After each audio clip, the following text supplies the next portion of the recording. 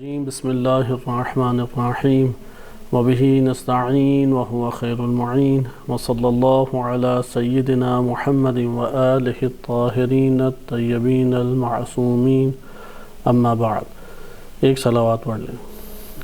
اللہم صلی علی محمد وآل محمد۔ آج آپ کی خدمت میں قرآن کریم کے آیات سے انسان اور اس کی تربیت کے عنوان سے بعض نکات عرض کیے جاتے ہیں، اور خواہش یہ ہے کہ اس تفسیر قرآن کو ہم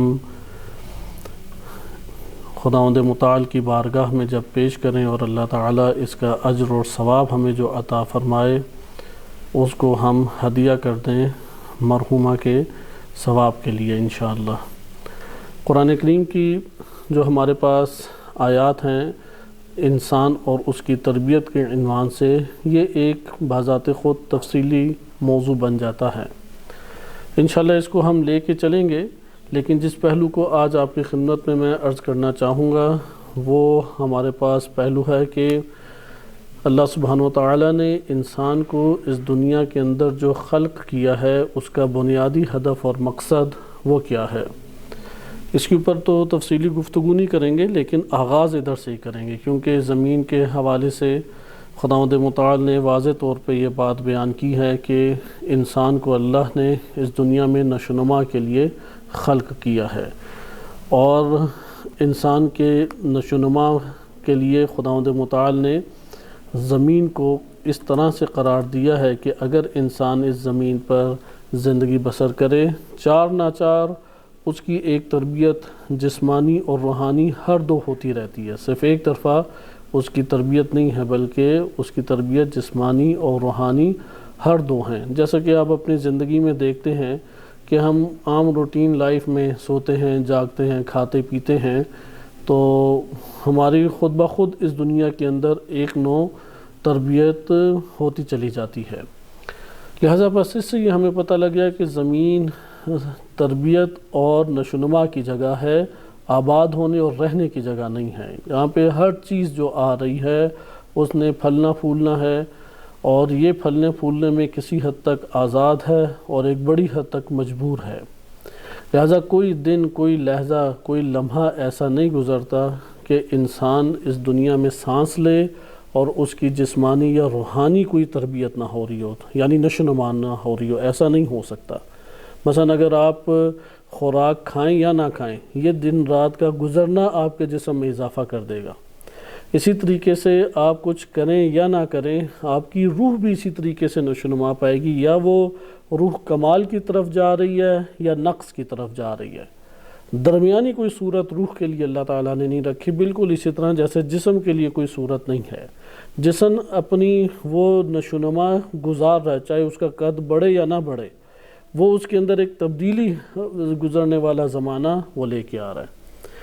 اچھا، اس سے ہمیں بس یہاں پہ ہم یہ مطلب لیں، میں آیت کو آپ کی خدمت میں اس کے ساتھ سنا دوں۔ سورہ کہف آیت نمبر 7 میں ارشاد باری تعالیٰ ہوتا ہے، اِنَّ جَعَلْنَا مَا عَلَى الْأَرْضِ زِينَةً لَهَا۔ جو کچھ زمین کے اوپر ہے اللہ نے اسے زمین کے لیے زینت بنایا ہے، لِنَبْلُوَهُمْ أَيُّهُمْ أَحْسَنُ عَمَلًا، تاکہ ہم ان کو بلا میں مبتلا کریں کہ ان میں سے کون بہترین عمل انجام دیتا ہے۔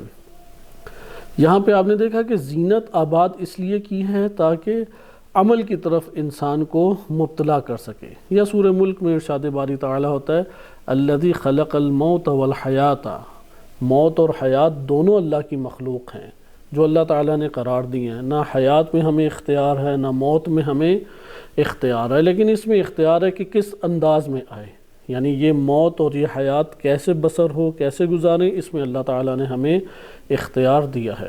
بہرحال یہ پہلی بات قرآن نے ذکر کی کہ حیات اور موت وہ اللہ کی خلقت ہے۔ کیوں یہ اللہ نے حیات اور موت رکھی ہے؟ لِيَبْلُوَكُمْ أَيُّكُمْ أَحْسَنُ عَمَلًا، خلق اللہ نے اس لیے کیا ہے کہ تمہیں مبتلا کرے کہ تم میں سب سے بہترین عمل کون انجام دیتا ہے، وَهُوَ الْعَزِيزُ الْغَفُورُ، اور وہ بہت طاقتور اور مغفرت کرنے والا ہے۔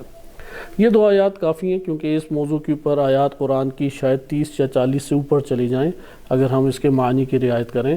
ہم ان 2 آیات سے ایک نتیجہ لے لیں تاکہ اگلے پوائنٹ میں ہم وارد ہو سکیں۔ یہاں سے قرآن کریم کی ان ظاہری آیات سے یہ مطلب ہمارے سامنے آیا، خلقت کو اللہ نے اس لیے قرار دیا ہے تاکہ مبتلا ہو بعض چیزوں میں، مبتلا ہونے کے بعد عمل انجام دے گا۔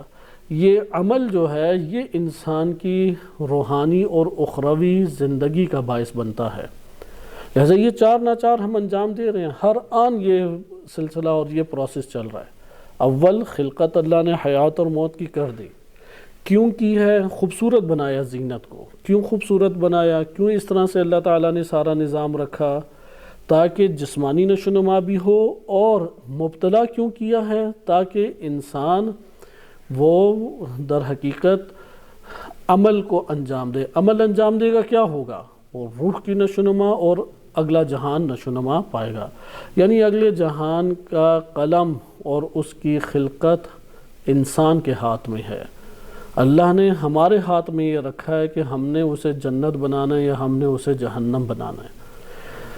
یہ بات جب ہمارے لیے واضح ہو گئی کہ زمین نشو و نما کے لیے آپ بیج لے آئیں، کیڑا لے آئیں، پتھر لے آئیں، انسان لے آئیں، جو کچھ زمین پر ہے وہ نشو و نما پا رہی ہے، اس نے ایک حد تک پہنچنا ہے پھر مر جانا ہے۔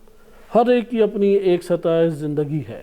مثلا ایک چھوٹی سی چونٹی ہے، وہ ممکن ہے کہ بالفرض یا ایک رینگنے والا چھوٹا سا کیڑا ہے، سونڈی ہے، آپ دیکھتے ہیں اس کی نشو و نما ہوتی ہے، وہ ایک خول میں بند ہو جاتا ہے، ادھر اس کے پر نکلتے ہیں، وہ فضا میں اڑتا ہے اور اس کے بعد اس کی موت آ جاتی ہے، ختم ہو جاتا ہے۔ لہذا ہر شے کی ایک زندگی ہے اور ایک موت ہے، اور یہ نشو و نما پانے کی زندگی ہے۔ اس لیے ادھر سے ہم یہ نقطہ لیں کہ زمین آباد ہونے اور بسنے کے لیے نہیں ہے، نشو و نما پا کے چلے جانے کے لیے۔ اس لیے ہر شے اس دنیا میں اسی طریقے سے ہے، ٹائم پیریڈ بس مختلف ہے، کسی کے دن کا عدد جو ہے تھوڑا زیادہ ہے، کسی کا کم ہے، رکنے والا ادھر کچھ بھی نہیں ہے، کیونکہ سورج چاند ستاروں کی جو حرکت ہے، زمین کی حرکت ہے، وہ انسان کے لیے بوسیدگی کو پیدا کرتی ہے، تر و تازگی لانے کے بعد بوسیدہ ہر چیز کو یہ حرکت کر رہی ہے، یہ حرکت ہی ہمارے اختیار سے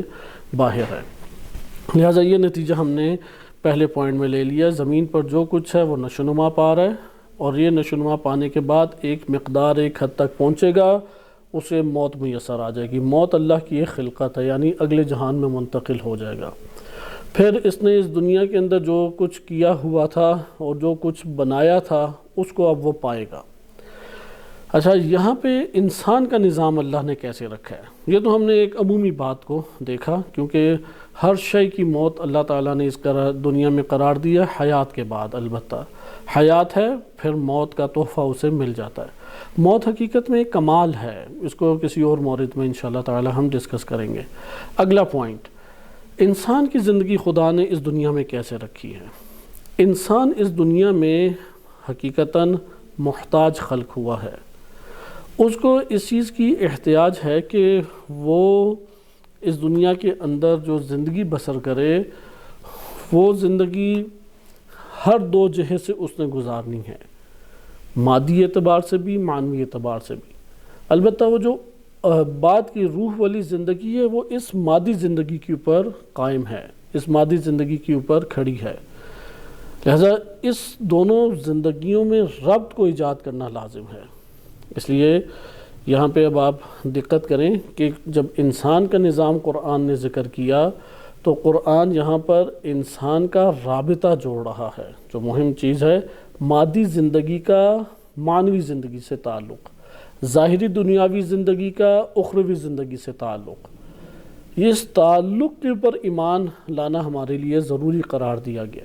لہذا اب ہم دوسرا پوائنٹ، جو پہلا پوائنٹ تو آپ نے دیکھا کہ یہ نشو و نما کے لیے، دوسرا جو اہم پوائنٹ ہے کہ مادی ظاہری زندگی اخروی اور اگلے جہان کی زندگی سے گہرا تعلق رکھتی ہے، دونوں آپس میں ربط رکھتے ہیں، لہذا یہ ظاہری مادی دنیا اگلے جہان کے آبادکاری یا تباہ کاری کا باعث بنے گی، اس لیے ہم یہ نہیں کہہ سکتے کہ دنیا کی کوئی فکر نہ کرو، دنیا کے لیے کوئی اہتمام نہ کرو، نہیں، اہتمام کرنا ہے، کیونکہ یہ ساری کی ساری چیزیں اگلے جہان میں کب اگلا جہان آباد ہوگا؟ جب یہ ظاہری مادی دنیا یہ آباد ہمارے لیے ہوگی۔ یہ ایک دوسرا پوائنٹ ہو گیا۔ تیسرے پوائنٹ کی طرف آتے ہیں کہ اس دنیا میں انسان کو پھر اللہ سبحانہ و تعالیٰ نے مادی زندگی کیسے آباد کی ہے۔ لہٰذا مادی زندگی کا ہم نظام اگر اچھے طور پہ سمجھ لیں تو ہمارے لیے مادی زندگی کے نظام کے سمجھنے سے اخروی زندگی کا نظام بھی بہتر طور پر حل ہوگا۔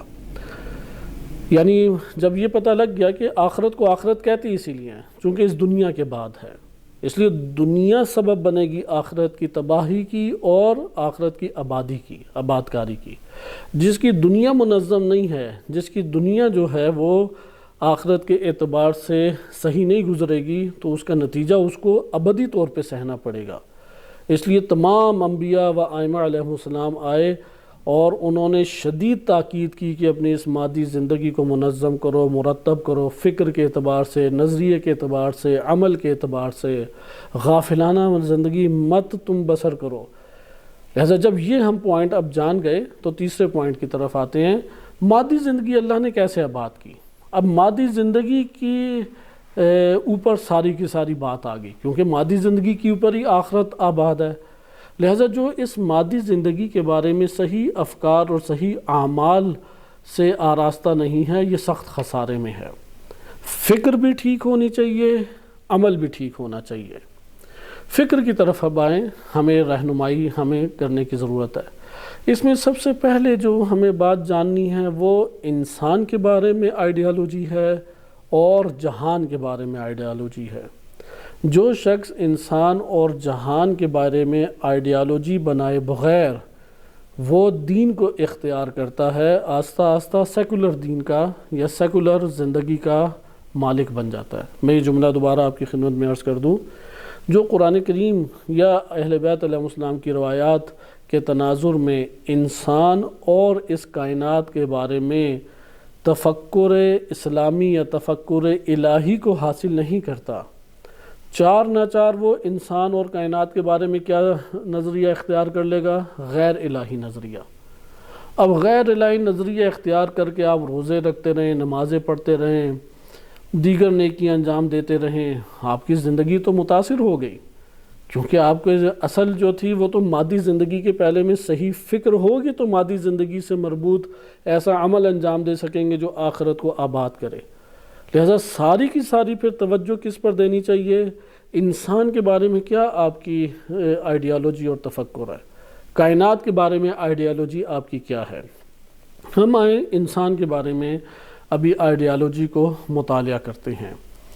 قرآن کریم نے وسعت کے ساتھ انسان کی معرفت کرائی ہے۔ یہ بات مسلمات میں سے ہے، جو انسان یعنی اپنے نفس اپنے آپ کے بارے میں صحیح معلومات نہیں رکھتا، صحیح آئیڈیالوجی نہیں رکھتا، وہ اپنے لیے نفع بھی نہیں کما سکتا، اپنی اگلی زندگی کو بھی برباد کر بیٹھے گا۔ یہ دنیا تو اس کی برباد ہوگی، اگلی دنیا کو بھی وہ برباد کر بیٹھے گا۔ لہٰذا ہمارے پاس اصل ضابطہ ہے ہی یہ کہ ہم انسان کی صحیح آئیڈیالوجی اور نظریے کو اختیار کریں، انسان کے بارے میں کیا موقف ہے، کیونکہ آپ انسان اور جہان اور کائنات کے بارے میں موقف الہی اختیار کیے بغیر اگر نیک اعمال انجام دیتے رہیں، معاشرہ آپ پر اثر انداز ہے، آپ صرف ایک قسم کی رسم انجام دے رہے ہیں، اس کے نتائج کچھ بھی نہیں نکل رہے، چونکہ معاشرہ ہمیں الہادی ایک طرف آہستہ آہستہ لے جائے گا۔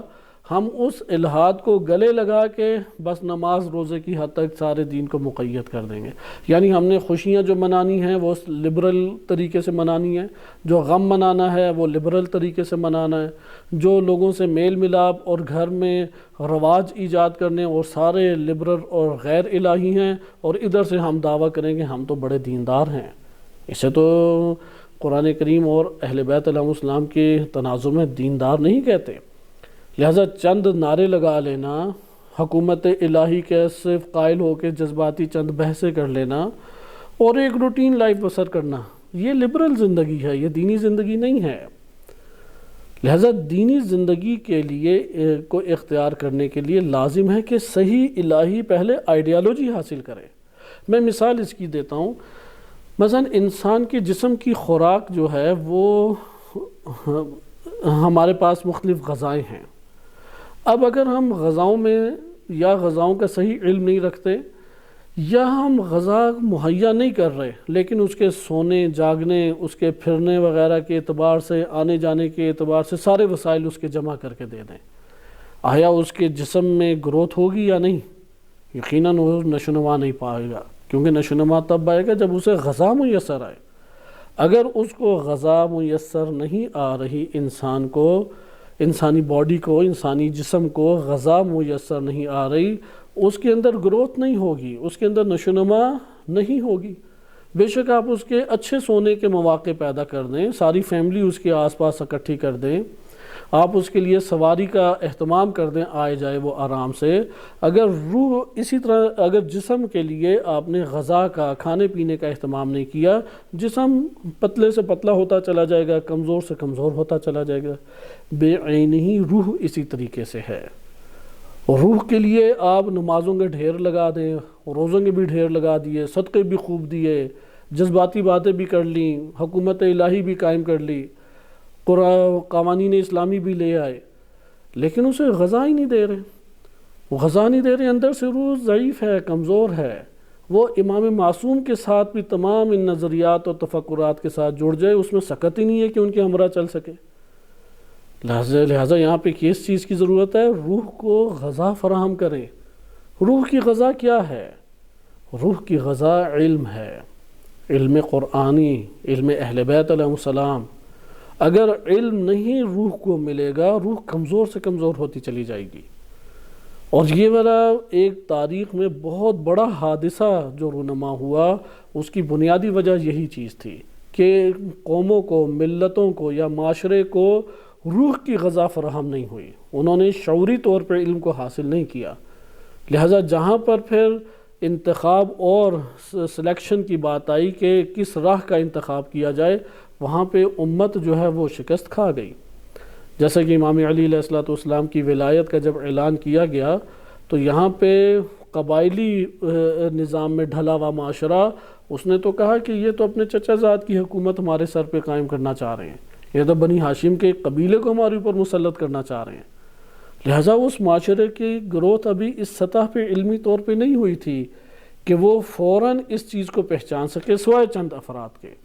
لہٰذا آپ نے دیکھا کہ اس ذریعے شہید باقر صدر رحمۃ اللہ علیہ کا تجزیہ ہے، ان کی کتاب اہل بیت علیہ السلام اور ان کے ادوار کے حوالے سے جو انہوں نے لکھی ہے، اس میں وہ یہ بات کہتے ہیں کہ اخلاق کے اعتبار سے نبی صلی اللہ علیہ وسلم نے انہیں اپنی طرف سے اٹریکٹ کر لیا تھا، اور اتنی اٹریکشن تھی کہ انہوں نے جنگیں لڑی ان کی خاطر، لیکن شعوری ابھی لیول نہیں بلند ہوا تھا، جس کی وجہ سے وہ شناخت صحیح طرح سے نہیں کر سکے، جبکہ نبی صلی اللہ علیہ وسلم مسلسل امت میں اعلان کر رہے ہیں کہ علی علیہ السلام میرے وصی ہیں، میرے خلیفہ ہیں، امت کے راہبر ہیں، امت کے حاکم ہیں۔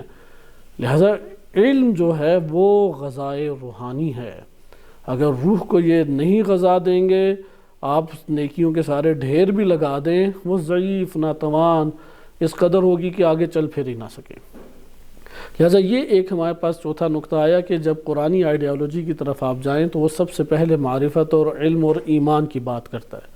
ہم اب اس سے آگے اور منتقل ہو جاتے ہیں، کیونکہ ان سب موضوعات پہ تفصیلی گفتگو ہو سکتی ہے، اس نتیجے تک پہنچانا ہے جس کو ہم نے ابھی آ کے لے کے چلنا ہے۔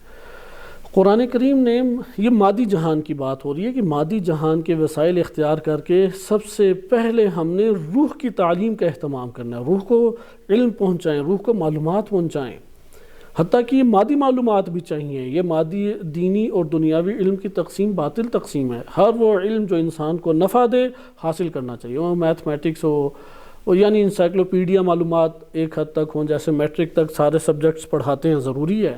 اور آج تو یہ بات بہت عیاں ہے کہ دینی سبجیکٹ بھی وہ بندہ صحیح طریقے سے اصلاً سمجھ ہی نہیں سکتا جو گریجویشن پاس نہیں ہے۔ یعنی گریجویشن پاس جب ذہن آتا ہے تو اسے دینی تعلیمات کی سوجھ بوجھ حاصل ہو رہی ہوتی ہے، جو میٹرک پاس ہی نہیں ہے اسے اصلاً صحیح طرح سے پتہ ہی نہیں لگ رہا کہ یہ کیا پڑھا رہے ہیں اور کیا باتیں ہو رہی ہیں۔ لہٰذا یہ ایک گروتھ روح کی ضروری ہے. اسے آپ اس چیز کو خود دیکھتے بھی ہوں گے کہ کہیں پہ آپ نے ایڈمیشن کے لیے جانا ہے یا آپ نے اگر کہیں پہ انٹرویو دینا ہے، آئی کیو ٹیسٹ لیتے ہیں. یہ آئی کیو ٹیسٹ کیا ہے؟ وہ دیکھتے ہیں کہ اس کی روح نے کتنی گروتھ کی ہے. جسم تو ماشاءاللہ جنگلی بھینسے سے بھی بہتر حالت میں موجود ہے، لیکن اس کی روح کتنی ہے؟ یعنی جسم کو تو اس نے اتنی غذائیں دی ہیں کہ اگلا تھوڑا گھبراہٹ میں بیٹھا ہوتا ہے، لیکن آیا روح بھی اس کی توانا ہے یا نہیں ہے توانا؟ اس کو مد نظر رکھنا چاہیے. اس لیے ضروری نہیں ہے کہ جسم جتنا بڑا اور قوی، روح بھی اتنی ہی قوی نہیں ہو سکتے. روح اس کی بڑی چھوٹے بچے جتنی ہو. جیسے چھوٹے بچے کو تھوڑا سا ڈانٹ ڈپٹ کریں یا اس سے کوئی چیز لے لیں، شور مچانے لگ جاتا ہے اور چیخ پکار شروع کر دیتا ہے. بعض اوقات گھرانوں میں ایسے ہمیں بندے نظر آتے ہیں، تھوڑی انہیں تکلیف پہنچتی ہے تو پورا گھر سر پہ اٹھا لیتے ہیں، ادھر چیخ و پکار، ادھر توڑ پھوڑ، ادھر کسی کو کچھ سنا دینا. یعنی ان کی روح بڑی مختصر رہ گئی ہے. اسے روح کو پروان چڑھانے کی ضرورت ہے. یہ مطلب جب ہم نے جان لیا، آئیں اب ہم دیکھیں مادی زندگی اللہ نے ہماری کیسے آباد کیا. چونکہ مادی زندگی کے نظام کو صحیح نہیں سمجھیں گے، آخرت ہماری آباد ہونا ممکن نہیں ہے. اس لیے اللہ سبحانہ و تعالیٰ نے دنیا اور انسان ہر دو کا بار بار تعارف قرآن کریم میں تفصیلی طور پہ کرایا. انسان کے لیے سب سے اہم ترین چیز یہ ہے کہ انسان کو اجتماعی مخلوق خلق کیا ہے. یہ نقطہ ہمیں یاد کر لینا چاہیے. فرد کو نہیں اللہ تعالیٰ نے پہلے اتارا. جناب حوا کو اللہ نے زمین پر اتارنے سے پہلے آدم علیہ السلام کے ساتھ تعلق جوڑا ہے ان کا. نہ یہ کہ زمین پہ آدم علیہ السلام کو اکیلا اتار دیا اور وہ تنہائیوں کا شکار ہو رہے تھے تو حضرت حوا کو ساتھ ملا دیا، ایسا نہیں ہے. لہٰذا انسان اجتماعی خلقت کی صورت میں زمین پر ڈھلا ہے. لہٰذا انسان ایسا نہیں ہے کہ اکیلے کسی غار میں کسی کونے میں سب سے کٹ کے زندگی بسر کر لے. یہ انسانی زندگی نہیں ہے. اس لیے سب سے پہلی چیز کیا ہے؟ اجتماعی تفکر لے کے آئیں. اجتماع کی حالت میں اللہ تعالیٰ نے ہمیں زمین کے اوپر اتارا ہے. اب ادھر ہم مرد اور زن کا رابطہ اللہ تعالیٰ نے ایجاد کر کے زمین پر بھیجا، قانونی اور شرعی تعلق ایجاد کر کے زمین پر بھیجا، اور اس کے بعد یہ سلسلہ آگے چلا اور نسل آدم علیہ السلام آگے بڑھی. مرد اور زن کو ہم اب گھرانے کے اعتبار سے مطالعہ کریں. یہ ہمارا آج کا موضوع تھا، کیونکہ ہم نے تربیت فرد کے اعتبار سے نہیں مطالعہ کرنی. کیونکہ قرآن کریم نے جو تربیت کے اصول بیان کیے، پورے قرآن کی آپ تمام آیات دیکھ لیں، وہ تمام کی تمام آیات اجتماعی زندگی میں ڈھلے ہوئی ایک صورت میں تربیت کا تصور پیش کر رہی ہے. نہ یہ کہ مرد ایک کونے پہ چلا جائے اور وہاں پہ سارے دنیا سے کٹ جائے اور اپنی تربیت کر کے وہاں پہ بیٹھے، اس کی کوئی تربیت نہیں ہوگی. مثلا صابر ہم بننا چاہتے ہیں، کیونکہ صابر اگر کوئی شخص بن جائے بڑی اس کی آخرت آباد ہے. انما یوفی الصابرون اجرہم بغیر حساب. قرآن کی واضح آیت آ گئی کہ صابر وہ شخص ہے کہ اس کو بدون حساب اللہ تعالیٰ اجر دے دے گا جنت میں سیدھا. یعنی اس کے لیے کوئی وہاں پہ رکاوٹ نہیں ہوگی، کوئی اسے نہیں روکے گا، سیدھا صابر انسان جنت میں. سوال صابر بننا کیسے ہے؟ باتوں سے، آیات سنا کے، روایات پڑھ کے اور واقعات سننے سے تو صابر نہیں بنتا. مثلا ہم نے یہ معلومات لے لی، معلومات لینے سے تو صبر نہیں آ جاتا. کب صبر آئے گا؟ جب ناگوار چیزیں ہمارے نفس کو پہنچیں گی اور اس کے اوپر رسپانس نہ دیں، ریئیکشن نہ دکھائیں، اندر جھیل جائیں. ہم نہیں جھیلیں گے، صبر نہیں آئے گا. اچھا، اب طرح طرح کی مشکلات ہیں، لوگوں کے رویے ہیں. اچھا، اسی طریقے سے بہت سارے اپنے عزت ذلت کے مسائل ہیں. اچھا، تیسری طرف سے آ جائیں، جسمانی مشقت کاٹنے پڑتی ہے، مرض انسان کو لاحق ہو جاتا ہے، تنگ کرتا ہے، وسوسے اور سوء ظن اندر انسان کو تنگ کرتے رہتے ہیں. جکڑا ہوا انسان اس طور پہ کہ انسان کو ہر طرف سے مشکلات کے اندر کوئی ایک ادھر سے سوئی چبھ رہی ہے، ادھر سے سوئی چبھ رہی ہے. جو شور مچاتا رہتا ہے صابر نہیں بنتا. صبر کے خلاف ہے جزا فضا. جزا فضا کہتے ہیں کہ خوب شکوے کرے. مثلا انگلی پہ کٹ لگ گیا ہے تو 100 دفعہ تو سنائے کہ بڑی درد ہو رہی ہے. جیسے کسی نے نماز شب پڑھی تو خبر ہی نہیں تھی کسی کو کہ اس نے پڑھی ہے، تو دن کے ٹائم پانی پیتے ہوئے کہتا ہے کہ کوئی نماز شب پڑھے کتنی پیاس لگتی ہے، 10 گلاس تو پی چکا ہوں. اب وہ بتانا چاہتا ہے کہ بھائی میں نے نماز شب پڑھی تھی، تو اسی طرح سے اس بیچارے کو درد ہو رہی ہے، تکلیف ہو رہی ہے، وہ آسمان سر پہ اٹھایا ہوا ہے اس نے، صبر کے خلاف ہے یہ۔ صبر کرے اندر جتنا کر سکتا ہے انسان۔ اچھا اب صبر کرے گا تو صابر بنے گا نفس، صابر نہیں بنے گا تو پھر اگلا جہان کیسے آباد ہوگا؟ اس کی ایک اور مثال آپ کی خدمت میں دی جائے کہ روایات میں وارد ہوا ہے کہ کیونکہ ناگواریاں لوگوں کے اندر تو ہیں، اجتماعی دنیا میں تو اصل مسئلہ یہ ہے، اصل اجتماعی دنیا میں خوشگواری اگر ایک دو ہیں تو 10 ناگواریاں انسان کو پیش آتی ہیں، لہٰذا اللہ تعالیٰ نے رکھی اسی لیے۔ اور اس میں سب سے بڑی ناگواری کیا ہے؟ زبان سے کوئی ایسے کلمات نکل آتے ہیں، کوئی ایسے آپس میں رویے اختیار ہو جاتے ہیں، کوئی انسانی طبیعت کبھی کسی کی بوجھل ہوتی ہے، کبھی کسی کا دل تنگ ہوتا ہے، مختلف قسم کے عوامل ہیں، اسباب ہیں کہ جو انسان کو گھیر لیتے ہیں۔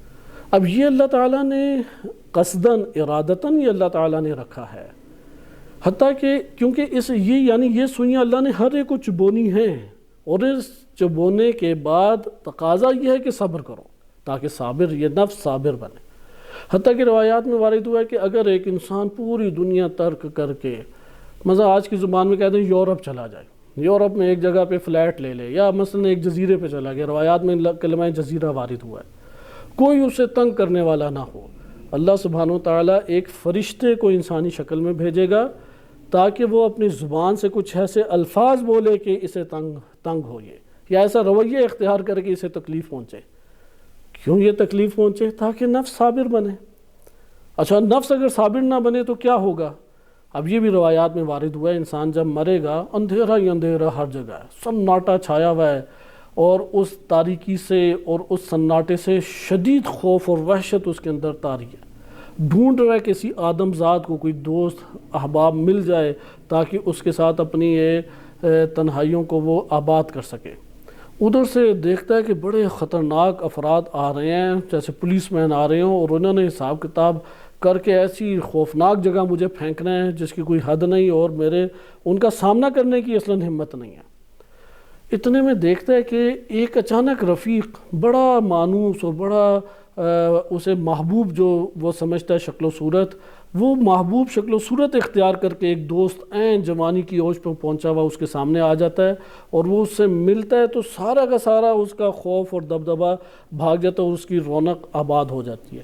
لیکن جب ادھر سے وہ پولیس مین منکر نکیر کو آتے ہوئے دیکھتا ہے تو اس کے ہوش اڑنے لگ جاتے ہیں۔ یہاں سے یہ رفیق بھاگا آگے جاتا ہے، اور ادھر سے ایک اور دوست بھی ہوتا ہے، وہ بھی آگے بھاگنے کی کوشش کرے، وہ کہتا ہے نہیں تم سارے بیٹھے رہو، میں اکیلا کافی ہوں۔ ان کے پاس جاتا ہے اور کہتا ہے اس سے کیا تم نے لینا ہے؟ وہ کہتے ہیں کہ ہم نے اس سے سوال جواب کرنا ہے، یہ فلاں کہتا ہے مجھ سے کرو میں جواب دیتا ہوں، یہاں تک کہ وہ اسے فارغ کر کے واپس آ جاتا ہے اور اس کا خوف بھاگ جاتا ہے۔ روایات کہتی ہیں یہ رفیق صبر تھا، صبر ہے کہ جو یہ رفیق بن جائے گا۔ جو صبر ہی نہیں کر سکا اپنی زندگی میں، صابر نفس نہیں بن سکا، اب آخرت میں کون ہے کہ جو اس سے بچائے گا؟ کون ہے جو اس کی تنہائیاں دور کرے گا؟ یہ آل اولاد تو نہیں ہے جس کے لیے اس نے ساری عمر وقت گزار دیا ہے، کھلانے کے الگ پیسے اور پھر نکالنے کے پیمپر کی صورت میں الگ پیسے خرچ اٹھاتا رہا، بس یہ تو نہیں اولاد آ کے اس کے لیے کچھ کام کرے گی۔ اولاد تو قبر کے دہانے تک پہنچائے گی اور پھینکے گی خدا حافظ، یہ بھی روایات کے الفاظ ہیں۔ صرف عمل ایسا ہوگا، زوجہ چیخ چلا رہی ہوگی، بچے بھی رو رہے ہوں گے، روایات میں وارد ہوا ہے کہ وہ قبر کے دہانے تک پہنچائیں گے، اندر لٹائیں گے، وہ چیخیں مار رہا ہوگا مت جاؤ مت جاؤ، وہ پھر مٹی بھی اوپر ڈال رہے ہوں گے۔ ایک چیز ہے جو قبر میں اس کے ہمراہ داخل ہو جائے گی، اور وہ اس کا عمل ہے۔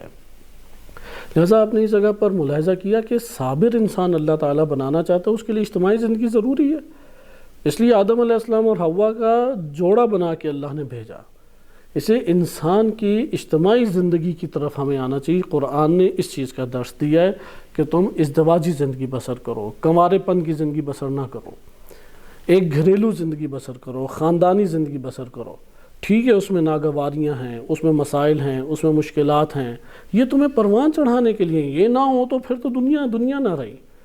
اس لیے انسان نے صابر بھی بننا ہے، شاکر بھی بننا ہے، اللہ تعالیٰ کے اوپر راضی ہونے والا بھی بننا ہے، متوکل بھی بننا ہے، شجاع بھی بننا ہے، کاسب جو کمانے والا ہو، مجاہد جو زحمت اللہ کی راہ میں کوشش کرنے والا ہو۔ یہ سارے کے سارے انسان نے اپنے اندر کمالات کو لینا ہے، اور اللہ نے دنیا ایسی بنائی ہے وہ دنیا میں ایمان کے ہمراہ زندگی بسر کرتا رہے اور صبر کرتا رہے تو ایک کے بعد دوسرا، دوسرے کے بعد تیسرا اس کے اندر دیکھیں کمال نشوونما پانے لگ جائے گا۔ یہاں پر ہم پہنچ گئے اس نقطے کی طرف کہ مرد اور زن سے گھرانہ آباد ہوتا ہے، یہ دو گھرانے کی بنیاد ہیں، اور یہی دو مرد اور زن پورے معاشرے کی بنیاد ہیں۔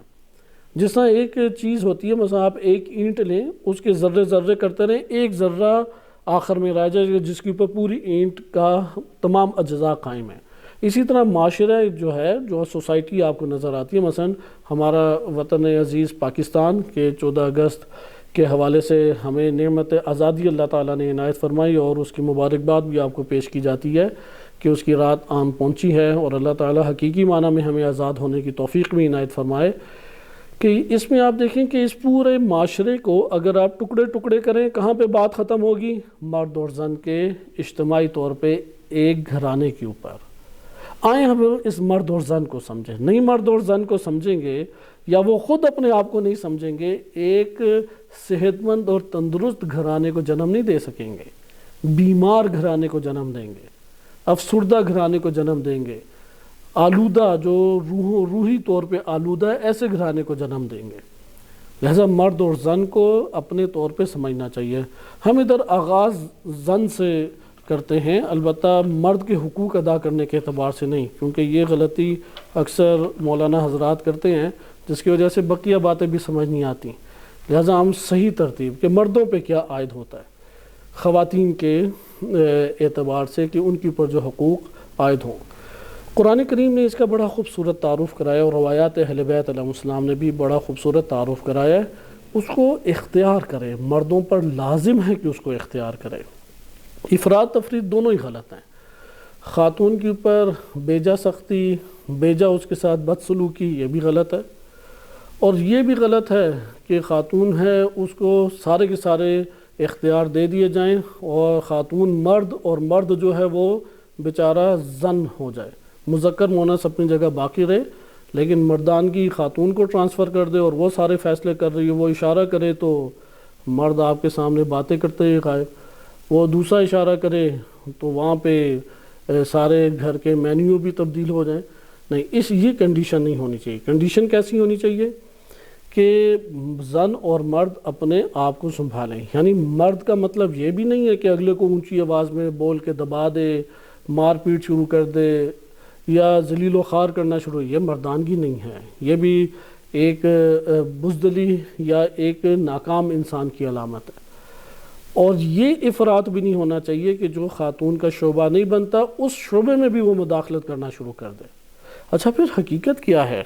کیا حدود دین اسلام نے مقرر کی ہیں؟ کیونکہ غرب تو اس بات کا قائل ہے کہ جسمانی تھوڑے سے اختلاف کے علاوہ مرد اور زن میں کوئی فرق ہی نہیں ہے، لہذا جب وہ اس فرق کے قائل نہیں ہوئے تو ان کے گھرانے برے طریقے سے برباد ہو گئے، اور دیگر جو بہت سارے مسائل ہیں وہ بھی اس وقت غرب میں رہنے والے افراد خصوصاً جانتے ہیں، اور وہ شرق کے گھرانے جیسے کہ شہری زندگی پاکستان میں بھی زیادہ تر ایسی ہے کہ وہ چار ناچار غرب کے طریقوں پہ چل رہی ہے، اور وہی مسائل ان کے گھرانوں میں بھی پیدا آہستہ آہستہ ہو رہے ہیں۔ اچھا، اس کا زیادہ نقصان کہاں نکلتا ہے؟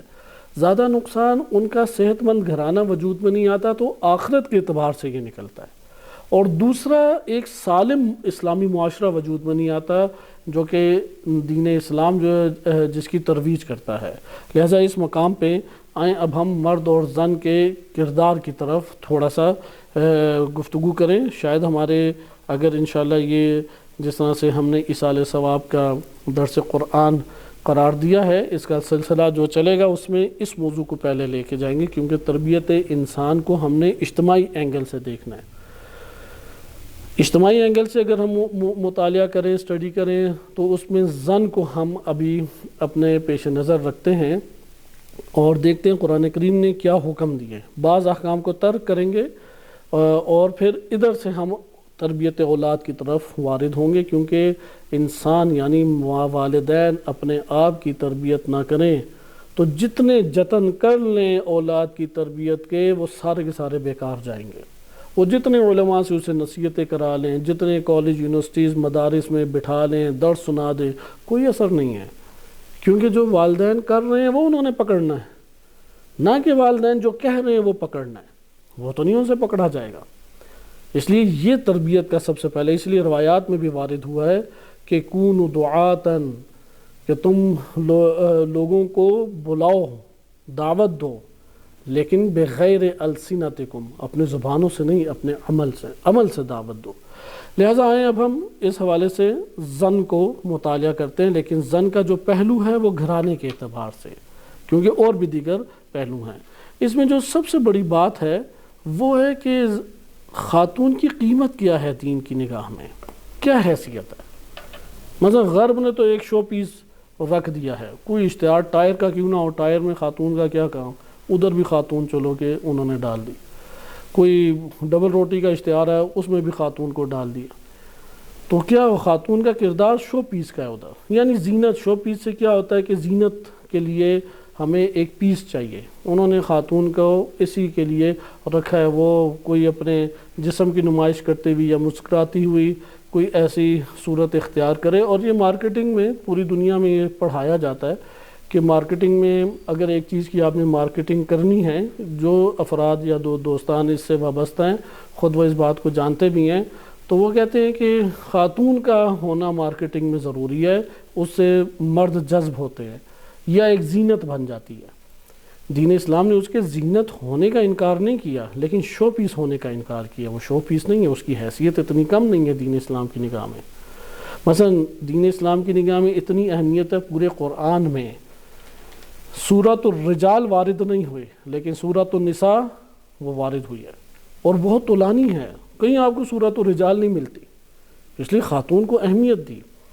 اچھا، اہمیت کیا ہے قرآن کی نگاہ میں؟ قرآن کی نگاہ میں سب سے پہلی اہمیت یہ ہے کہ وہ مومن اور طیبہ ہو، پاکیزہ ہو، وہ جو عمل انجام دے گی، وہ جو ایمان کو اختیار کرے گی، یہ عمل اور ایمان وہ اس کی اصل حیثیت ہے، اس کو اس نے قائم رکھنا ہے، باقی رکھنا ہے۔ ممکن ہے کہ اس کی ازدواجی زندگی میں فرعون اسے مل جائے جیسے جناب آسیہ تھیں، ممکن ہے کہ پیغمبر مل جائے جیسے کہ حضرت یوسف علیہ السلام کو کہ ازواج کو حضرت یوسف علیہ السلام مل گئے، ممکن ہے کہ بدکارہ ہو وہ خاتون، لیکن فکری اعتبار سے، عملی اعتبار سے وہ بدکارہ نہیں ہے، فکری اعتبار سے منحرف ہے، جیسے نوح علیہ السلام و لوط علیہ السلام کی بیگمات۔ یا ممکن ہے کہ وہ مردوں سے بھی آگے نکل جائے اور اتنی فضیلت حاصل کر لے کہ اس کے نام کی پوری سورہ قرآن نازل کرے، جیسے سورہ مریم ہے، جناب مریم، ان کی پاکیزگی کی جو گواہی ہے وہ قرآن کریم نے دی۔ لہذا جناب مریم سلام اللہ علیہا کا جو کردار ہے وہ اصل خاتون کی قیمت ہے اسلام کی نظر میں، وہ اس کی حیثیت ہے۔ اس کی قیمت اور اس کی حیثیت نہ اس کا جسم ہے، نہ اس کے مختلف طرح کے کھانے بنانے وغیرہ کی تعریفیں ہیں، یہ ساری چیزیں بات کی ہیں، اصل اس کی پہلی قیمت یہ ہے۔ البتہ یہ بات ایمانی اعتبار سے ہمارے لیے کافی ہے، ہم اس موضوع کی ابھی آیات نہیں پڑھتے، انشاءاللہ اس کے موضوع میں درمیان میں آگے آئیں گے۔ دوسرا نقطہ، خاتون کو باعزت خلقت اللہ نے خلق کیا ہے۔ کسی بھی معاشرے میں خاتون عزت کی علامت نہ سمجھی جاتی تھی، نہ عزت کی مستحق سمجھی جاتی تھی، یہ دونوں جملے یاد رکھیں۔ کسی بھی معاشرے میں نہ خاتون عزت کی علامت سمجھی جاتی تھی اور نہ ہی وہ عزت کی مستحق سمجھی جاتی تھی، ایک استعمال کی چیز یا ایک انسان کے لیے بدنامی کا دھبا یہ سمجھتے تھے۔ دین اسلام نے اس باطل شیطانی تفکر کو ختم کیا اور خاتون کو قدر و قیمت کیا دی، ایمان اور روح کے اعتبار سے برابر ہیں، اور روح کے اعتبار سے کوئی فرق نہیں ہے۔ مرحلہ آ جائے ایمانی عمل کا اور روح کے اعتبار سے مرد زن میں کوئی عمل تقسیم نہیں ہے، کیونکہ آپ جانتے ہیں مرد زن تقسیم جو ہے وہ جسم کے اعتبار سے ہے، نہ کہ روح کے اعتبار سے تقسیم ہے۔ لہذا جب کلمہ انسان کہتے ہیں تو اس کے اندر مرد زن دونوں آتے ہیں، قرآن کی آیات ہیں، ابھی وقت کی قلت کی وجہ سے اس طرف نہیں جاتے۔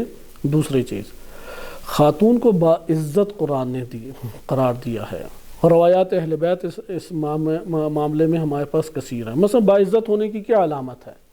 اس کی رضامندی سے اس کی شادی ہو، میراث میں اس کا حق ہونا چاہیے، میراث اسے دی جائے۔ آج بھی یہ والا مسئلہ خاندانوں میں موجود ہے کہ خاتون کو میراث نہیں دیتے، وہ کہتے ہیں اسے ضرورت ہی کیا ہے، یا خاموشی سے وہ کھا جائیں گے، شور مچائے تو اس کو بدنام کرنا شروع کر دیتے ہیں۔ یہ جو افراد ہیں جو خاتون تک میراث کو نہیں پہنچنے دیتے، ایک تو ظلم اس دنیا میں کر رہے ہیں کیونکہ مال کھا رہے ہیں، اگر وہ خاتون راضی نہیں ہے اس جگہ پہ تو ان کی عبادتیں بھی وہ ہوں گی، باطل ہو جائیں گی، اور آخرت میں انہوں نے بہت زیادہ اپنے لیے دوزخ اور جہنم کا سرمایہ اکٹھا کر لیا۔ لہذا دین اسلام نے سورۃ النساء میں واضح طور پہ وہ سورہ نساء کی ابتدائی آیات میں ہی میراث کے مسائل آ گئے۔ نمبر 3 کہ بیان کیا کہ جب شادی ہو جائے تو ان کے ساتھ کیسا سلوک کرو، عزت والا سلوک کرو۔ اس لیے یہ روایات کثیر ہیں ہمارے پاس، میں چند آپ کی خدمت میں پڑھتا ہوں، اور اسی طرح ابھی حیثیت زن کے اوپر ہم انشاءاللہ گفتگو کریں گے۔ حیثیت زن میں ہم اب جس کو فوکس کر رہے ہیں، کیونکہ بقیہ نکات اپنی جگہ پہ ہیں، اس کے لیے ہمیں زیادہ گفتگو کی ضرورت نہیں ہے۔ خاتون کی اصل ضرورت ہے کہ اسے عزت دی جائے۔ عزت کا مطلب کیا ہے؟ اس کا احترام کیا جائے، اسے محبت اور الفت سے پیش آیا جائے، یہ پہلا حق دین اسلام نے اسے دیا ہے۔ اب کس طریقے سے اس کو قرآن نے ذکر کیا؟ قرآن کی ایک آیت بیان کر کے ہم روایات کی طرف جاتے ہیں۔ قرآن سورہ نساء میں ہی بیان کرتا ہے کہ فَعَاشِرُوهُنَّ، کہ تم ان سے عاشروہن، فا نہیں ہے وا ہے، وَعَاشِرُوهُنَّ بِالْمَعْرُوفِ، یہ سورہ نساء آیت نمبر 19 ہے۔ کیونکہ ہم ایک ترتیب سے اس ترتیب سے چلیں گے کہ جو روایات اہل بیت علیہ السلام نے ہمیں تعلیم دی ہے۔ مثلا ممکن ہے کہ کسی کی نظر میں اپنے اپنے فلسفے ہوں، علاقائی کچھ فلسفے ہیں، کچھ ادھر ادھر کی باتیں پڑھ کے فلسفے ہیں، ہم دین کی نگاہ میں چلیں گے کہ ایک گھر میں جب آپ خاتون کو لے کے آئیں تو روٹی، کپڑا، مکان، جو بنیادی ضرورت ہے جسے بیسک نیڈز کہتے ہیں، وہ تو یقیناً سارے ہی مانتے ہیں، اس کے لیے ہمیں بہت زیادہ گفتگو کی ابھی ضرورت نہیں ہے۔ آگے جا کے تھوڑی سی ہم گفتگو کریں گے کہ وہ بیسک نیڈ کا مطلب کیا ہوتا ہے، لیکن یہ بات مسلم ہے کہ اس کے لیے لباس کا اور گھر میں رہنے سہنے کا اور کھانے پینے کا اور چھت کا یہ اہتمام ضرور کرو۔ اچھا، یہ اہتمام کر لیا، اب کیا کریں؟ اب اس کے لیے سب سے پہلی چیز وہ ہے عزت اسے دو۔ عزت نہیں دو گے تو یہ جو تم نے اسے چیزیں دی ہیں، کھانا پینا اور دیگر چیزیں، وہ اسے تھوڑی سکون پہنچائیں گی، وہ تو اس کی تکلیف کا باعث بن جائیں گی۔ لہٰذا اب آئیں، اس میں آپ نے قرآن کی اس آیت کو دیکھا کہ قرآن کریم کیا بیان کر رہا ہے کہ وَعَاشِرُوهُنَّ بِالْمَعْرُوفِ، معروف یعنی عرف کہتے ہیں نیکی کو، امر بالمعروف آپ جانتے ہیں، یعنی ایسے اعمال انجام دو کہ جو اچھے اعمال شمار ہوتے ہیں، یعنی جن کی معرفت حاصل کرنا ضروری ہے۔ اب معروف کو ہم ابھی نہیں کھولتے، اگلے درس میں انشاءاللہ کھولیں گے۔ عاشروہن، تم معاشرت کرو، ان کے ساتھ زندگی بسر کرو، لیکن اچھے انداز میں، بہترین انداز میں۔ اچھا، ان سے کوئی ناگواریاں صادر نہیں ہوتی، کیونکہ زبان کو غصے کے عالم میں خاتون کے کوئی کنٹرول کر لے بہت ہی ایک مشکل چیز ہے، تو بہت ساری ناگواریاں ثابت ہو جاتی ہیں۔ کوئی سوء ظن اس کے ذہن میں بھرا ہوتا ہے، جب تک وہ نکل نہیں آتا تب تک اس کا موڈ ٹھیک نہیں ہوتا۔ کئی ناگواریاں انسان کو، کئی تقاضے اس کے بڑھ جاتے ہیں، مطالبات بڑھ جاتے ہیں، کئی قسم کی ناگواریاں آتی ہیں۔ قرآن کی یہ آیت کیا کہتی ہے؟ فَإِن كَرِهْتُمُوهُنَّ، اگر تمہیں کوئی ان سے کراہت یا ناگواری کا احساس ہو، اگر تمہیں ان کی کوئی ناگواریاں محسوس ہوتی ہیں جس کی وجہ سے تم تنگ آ جاتے ہو، کہ فَعَسَىٰ أَن تَكْرَهُوا شَيْئًا، تو تب بھی تم نے یہ معروف کا طریقہ کار نہیں چھوڑنا۔ تب بھی کیا ہو کہ تم نے صبر کرنا ہے اس کے اوپر، کیونکہ بہت دفعہ ایسا ہوتا ہے تمہیں کوئی چیز بری لگ رہی ہوتی ہے، لیکن وَيَجْعَلَ اللَّهُ فِيهِ خَيْرًا كَثِيرًا، لیکن اللہ نے اس میں خیر کثیر رکھا ہے۔ تمہیں اس میں بہت ساری مسائل نظر آ رہے ہیں، بہت ساری چیزیں تمہیں محسوس ہو رہی ہیں، لیکن اس کے اوپر تم صبر کرو، صبر کرو گے تو خیر کثیر کو پاؤ گے۔ ہم اس حوالے سے آئیں چند احادیث کو مطالعہ کرتے ہیں جو ائمہ اہل بیت علیہ السلام سے وارد ہوئی ہیں، اور ان احادیث میں بھی ائمہ علیہ السلام نے جس چیز کی طرف زیادہ تاکید کی ہے وہ یہی ہے کہ ان کا احترام کیا جائے۔ نبی صلی اللہ علیہ وسلم سے ایک روایت ہے، نبی اکرم صلی اللہ علیہ وسلم فرماتے ہیں کہ وَمَنِ اتَّخَذَ زَوْجَةً، جو شخص زوجہ کو اختیار کرتا ہے، ازدواجی زندگی اس نے اختیار کر لی، فَلْيُكْرِمْهَا، اسے چاہیے کہ اس کی عزت کرے، اچھا، عزت کا مطلب یہ نہیں ہے کہ خود پر اور سب گھرانے پر مسلط کر دیں، یہ مطلب انشاءاللہ آگے ہم بیان کریں گے کہ عزت سے کیا مراد ہے، لیکن ایک معنی عزت ہمارے سامنے واضح ہے، اس سے خوش اخلاقی سے پیش آیا جائے، اس سے اظہار محبت کیا جائے، اس کو دوسروں کے سامنے توہین اس کی قطع نہ کی جائے، مار پیٹ کا نشانہ نہ بنایا جائے، تمسخر اور مذاق اس کا نہ اڑایا جائے، اچھا اس کو طرح طرح سے پنچ کر کے تنگ نہ کیا جائے۔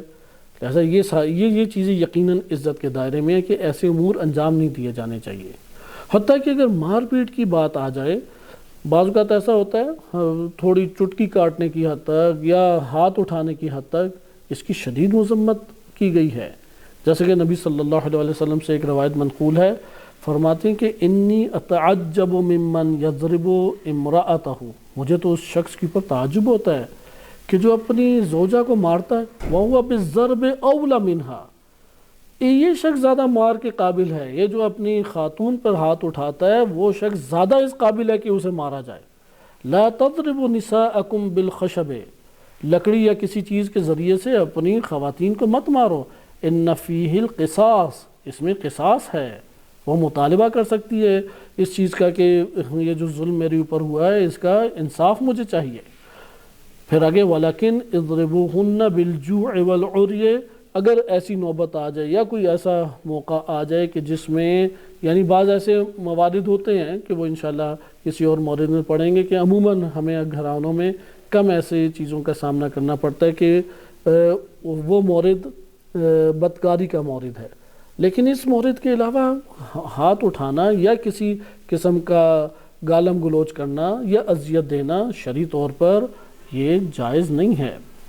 اسی طریقے سے ایک اور روایت وارد ہوئی ہے کہ فَأَيُّ رَجُلٍ، نبی اکرم صلی اللہ علیہ وسلم سے ہی ہے، حولہ کی سند سے ہے، حولہ ایک خاتون تھی اور عطر فروش تھی، تو نبی صلی اللہ علیہ وسلم اسی سے عطر خریدا کرتے تھے، تو یہ اپنے شوہر کے بہت سارے مسائل اس نے ڈسکس کی اور وہ روایات میں ہمارے پاس آئے۔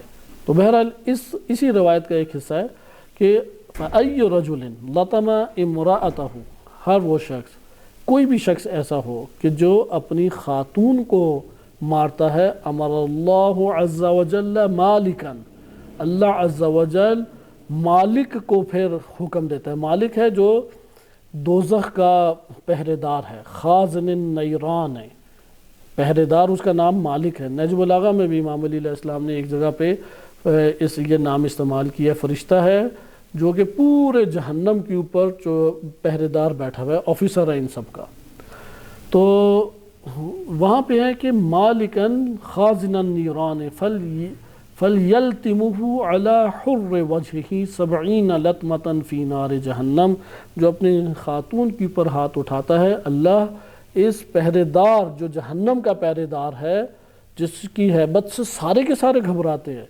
اس کو اللہ حکم دیتا ہے کہ جاؤ اس کے چہرے کے اوپر جہنم کی آگ سے 70 دفعہ ایک آگ کے شعلوں سے اس کو تھپڑ مارے جائیں یا اس کو مارا جائے۔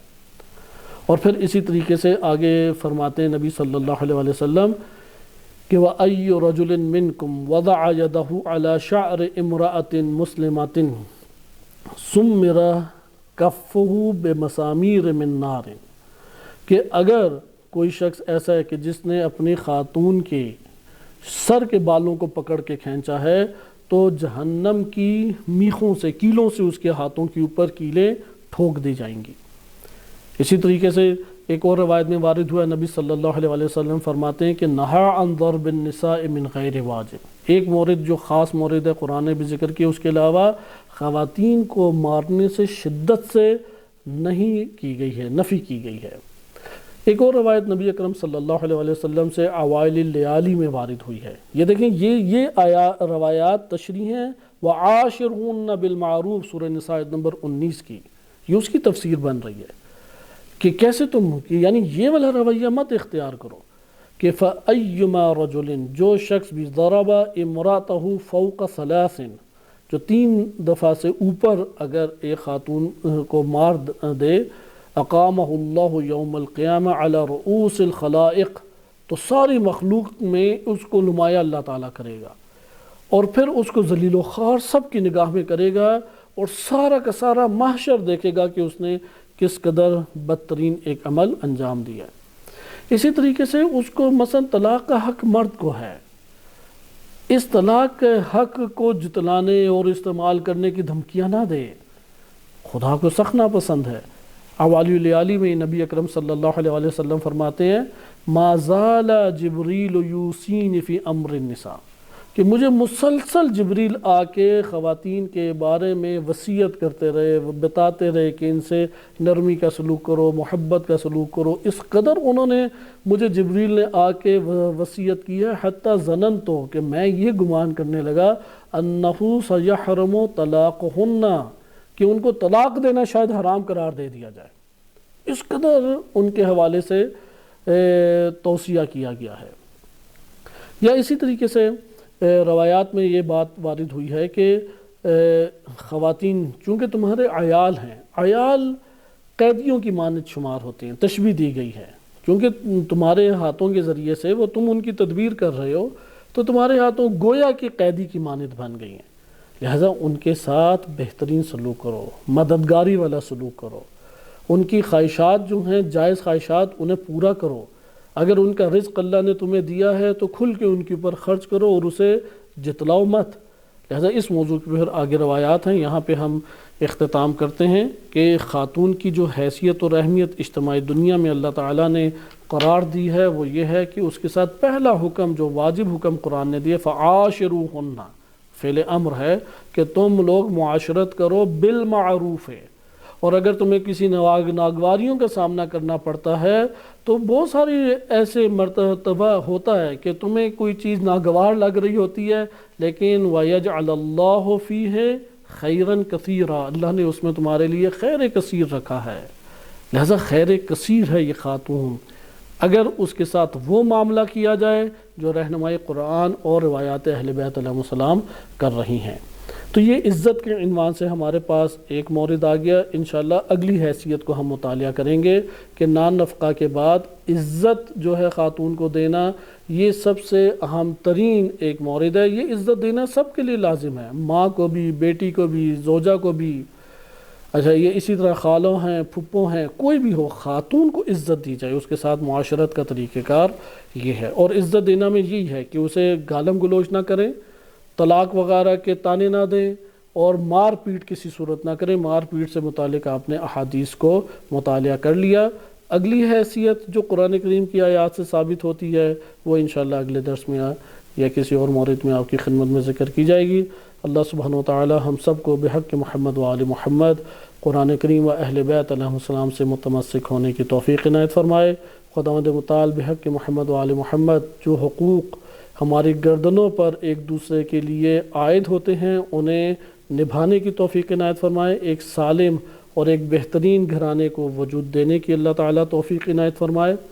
اور جو مرحومین ہیں، سب مرحومین جو ہمارے عزیز رشتہ دار ہیں یا دیگر مومنین، اللہ تعالیٰ بحق محمد و آل محمد ان کی مغفرت فرمائے، ان کو جوار رحمت میں جگہ عطا فرمائے، اہل بیت علیہ السلام کی شفاعت انہیں شامل حال فرمائے۔ صلی اللہ علی سیدنا محمد و آلہ الطاہرین۔